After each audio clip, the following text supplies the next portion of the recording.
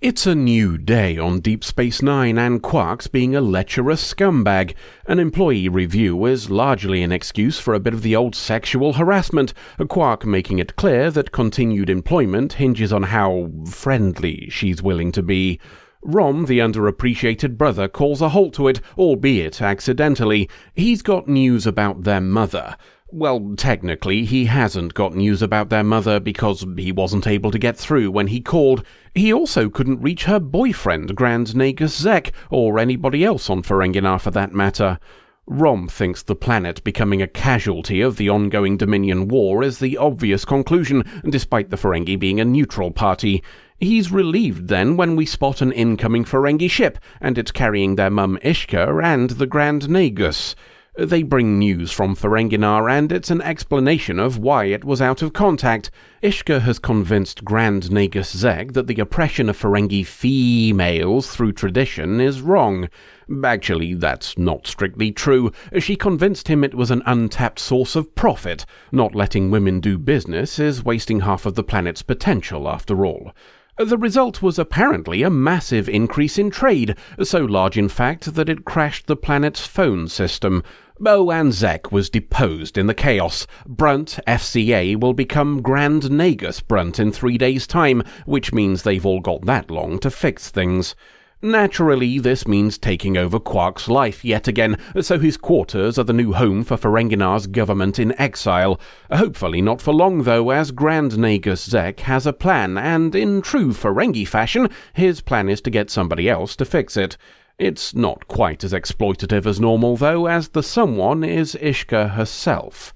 They're going to invite all of the members of the Ferengi Commerce Authority to the station for a chinwag.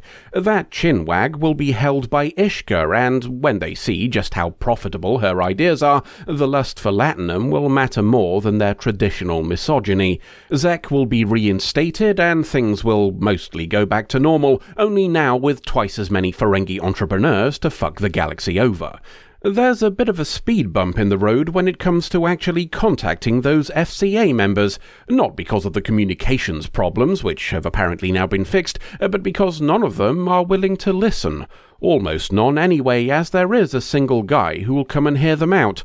The good news is he's one of the most powerful members. The bad is he's not what you'd call a progressive, him being the chairman of a company who hasn't changed its slogan in 300 years. The news isn't helped by a visit from acting Grand Nagus Brunt for a good old gloat, and to say he knows about the meeting they've planned. Not that he's bothered by it. Brunt can offer more money than us, and ultimately that's the most persuasive argument there is. Amid threats of ruining them all, Brunt is kicked out by Quark. Quark is consoling himself about being mixed up in yet another ordeal when his mum comes in to cheer him up. It's not a raging success, what with Quark largely blaming her for the whole situation. Her influence on Zek is what caused him to make this change after all.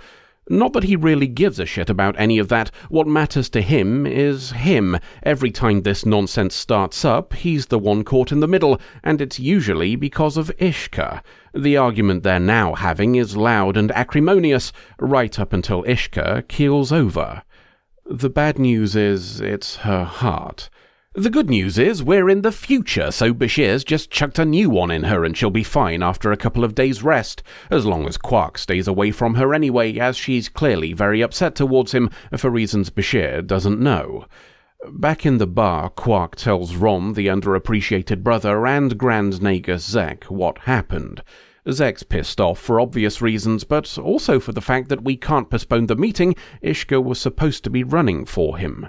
Cue another little gloat from acting Grand Nagus Brunt. He's heard the news and couldn't resist rubbing it in. It's not like we can get a replacement, is it? Brunt leaves, though his last comment might have struck a chord with Zek. Ishka wouldn't have given up, so he's not doing either. All we have to do is find another Ferengi female to prove the point, and as we don't have the time to fetch one from Ferenginar, we'll have to make do with what we've got here. A trip to see Bashir down in the infirmary and a subsequent operation provides the female we need, and that female is Quark. It's not simply cosmetic either, as he's struggling to adapt to a whole different hormonal balance as well. Voice coaching wasn't included in the deal, it seems, so Quark will have to work on it along with a load of other stuff that everybody's telling him is an inherent part of being a woman, like how to walk or sit or clench your ass cheeks. He'd best be quick about it too. The FCA member in question, Nilva, has decided to show up early. We send Eggnog off to greet him and arrange the meeting for tomorrow, while Quark practices how to be a woman and fends off the unwanted attentions of Grand Nagus Zek. Nilva, the chairman of Sluggo Cola and very important FCA member, gives zero shits about Eggnog's attempts to delay him. He wants to see Zek and this female advisor, and he wants to do so now. It's acting Grand Nagus Brunt who breaks the news about Ishka after intercepting them, only for Eggnog to piss on his chips by saying Nilva will be meeting Zek's other advisor, Lumber. Lumber's not really ready for meeting anybody, which is a shame when Nilva arrives and insists on having that chat. He's leaving in the morning, so anything that needs saying needs to be said now. That's why he's going to take Lumber to dinner at Quark's. At least the meeting goes well. It's just logic, really. Women being equal means women working means women earning, and women earning means women spending. It also means new avenues of opportunity to exploit. Take Nilva's cola company, for example. Pitching that to Ferengi women means he can get in on the ground floor of a currently untapped market that's about to have a lot of disposable income. Nilva's very taken with the whole idea, and with Lumber. So taken, in fact, that he insists on continuing their meeting back in his quarters. Business talk goes straight out of the airlock as soon as Nilva's door closes, and he turns into the Ferengi version of Pepe Le Pew, complete with chasing. Fending him off results in Quark standing on a table, until it collapses and he's hanging from a pipe with Nilva around his waist. Enter acting Grand Nagus Brunt from an adjoining room, him presumably having let himself in earlier. He's got news, too. He says Lumber is actually a guy called Quark. That gives Nilva pause, and facing the prospect of all this being for nothing, Quark decides there's nothing for it but to kiss him. Even this is not entirely convincing, so it's time for a flash of tits as well. That's enough to get Nilva back on side, and off they go to tell Zek that he'll be getting Nilva's full support. A newly remailed Quark is back in his bar and looking at a parting gift from Nilva. He's explaining to Odo that Nilva was actually quite sweet in a way, feelings Quark thinks are explained by his hormones still being mixed up from the swap back. He's getting a cuddle from Odo when Zek and company arrive. They're off back to Ferenginar, where newly clothed females are free to spend, and Zek expects the FCA to follow Nilva's lead and reinstate him. Oh, and Ishka forgives him for that whole heart attack business too, so that's nice. All that's left then is dealing with the sexual harassment from the start of the episode. Quark's now of the opinion that she shouldn't have to do anything like that, and also she's getting a raise. That's a shame, she thinks, as, on reflection, she'd decided the whole idea of being exploited sounded like fun. Quark gives it some thought as she's leaving and decides maybe he does want it after all, so we'll leave him to continue abusing his position of power until the next adventure.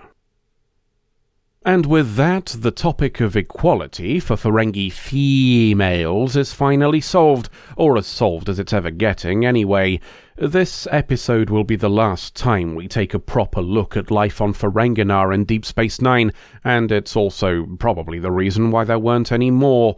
Let us be blunt, this episode is horse hockey. It is a dog egg. It is the drippy droppings of a particularly unwell cow. Our infrequent delves into Ferengi culture end not with a bang, but with the whining squelch of someone sitting on a whoopee cushion that's been filled with actual shit.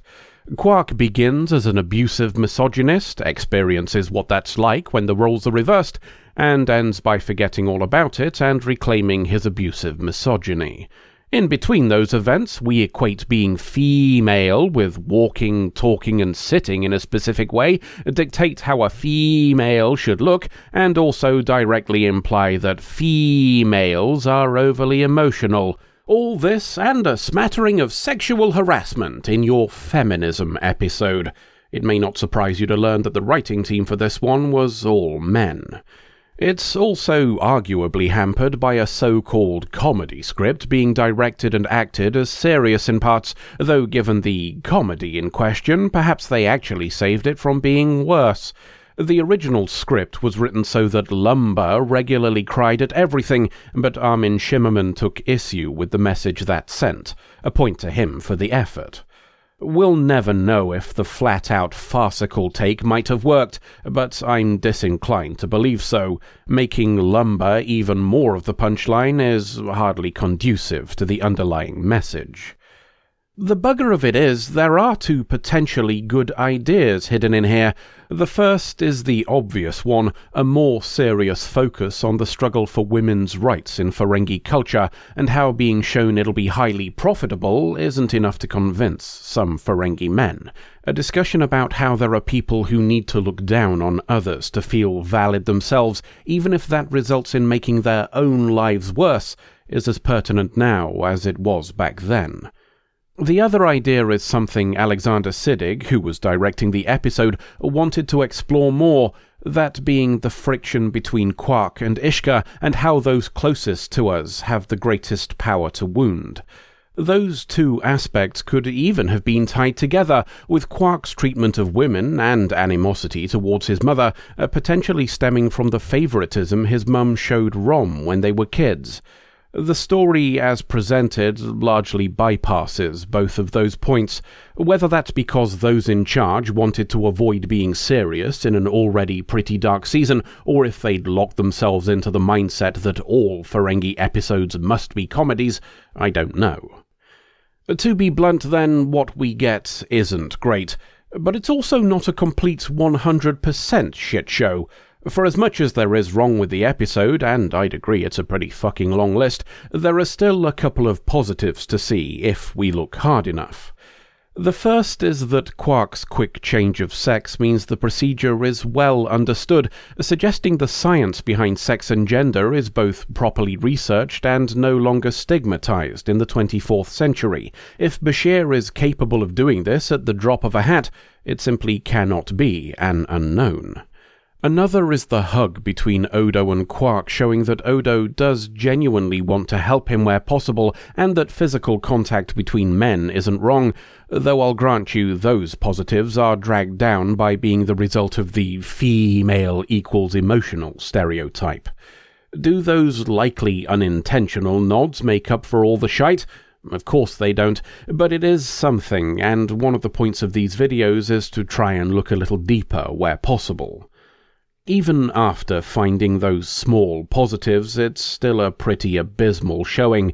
This episode regularly features in bottom 10 lists for the entire series, and I struggle to think of a valid counterpoint to that conclusion. Profit and Lace is ultimately a story about the rise of Ferengi feminism, where the comedy aspect hinges on misogynistic stereotypes and the idea of sexual harassment being funny. In terms of missing the point, I'd argue that's on par with writing a story about the civil rights movement and having Martin Luther King Jr. be played by a black and white minstrel. End of episode.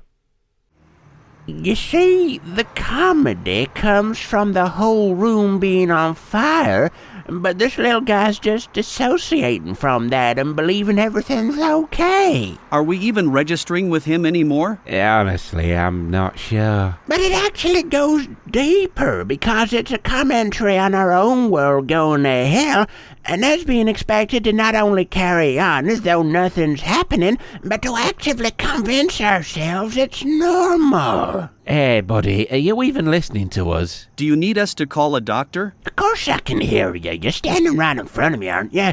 Anyways, what the average internet user today don't understand is just how inherently funny frogs are. They had to go and make him all Nazi and shit. God dang incels. Right, I think it's time to call this one a bust. I say we bite him anyway just to see what happens. Best not, mate. We don't know if it's catching. Well, we're off then, son. You enjoy your sitting here and talking shite. You're leaving, but I was just getting to the part where everybody went away. You know, through the exit. Fine, but you've only got 3 more of these before the end of the season, so you best get your bloody skates on. Woof.